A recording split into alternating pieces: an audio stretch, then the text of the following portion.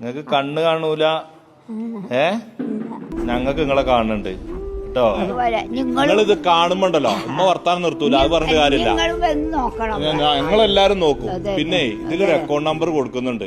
എന്റെ കൽബുകള് നിങ്ങൾ കഴിയുന്ന 10 രൂപ വെച്ച 10 രൂപ. അതുപോലെ നമ്മളെ പ്രവാസി ലോകത്ത് കാണുന്ന നമ്മളെ കൂട്ടപ്പറപ്പുകള്, നമ്മളെ ഉമ്മ വാപ്പ എന്ന് പറയുന്നൊക്കെ നമ്മളെ സാമ്രാജ്യങ്ങളാണ്.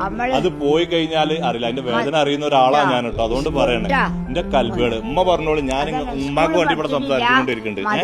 മദ്രസയിലാണ് പഠിച്ചത്. അതൊന്നും കുഴപ്പമില്ല. ഇൻഷാ അല്ലാ നിങ്ങള് സഹായം കൊടുക്കണേ.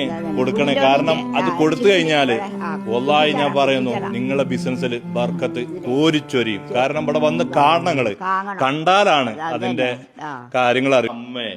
അമ്മ എന്താ നിങ്ങളെ പേര്? സരോജിനി. അയ്യവാ, എന്തൊക്കെ വർത്താനം? സുഖല്ലേ? എന്താ വെയ്യായൊക്കെ മാറും, നമ്മളെല്ലാരും ഇവിടെ ഉണ്ടല്ലോ. പേരെന്താ? ശങ്കരൻകുട്ടി. ഓക്കെ, നിങ്ങളെ പേരെന്താ? അമീൻ. നിങ്ങളിതൊന്ന് ഷെയർ ചെയ്യല്ലേ, നമ്മളെ പ്രിയപ്പെട്ടവരല്ലേ ഇവർക്ക് നമ്മളല്ലാതെ ആരുമില്ല.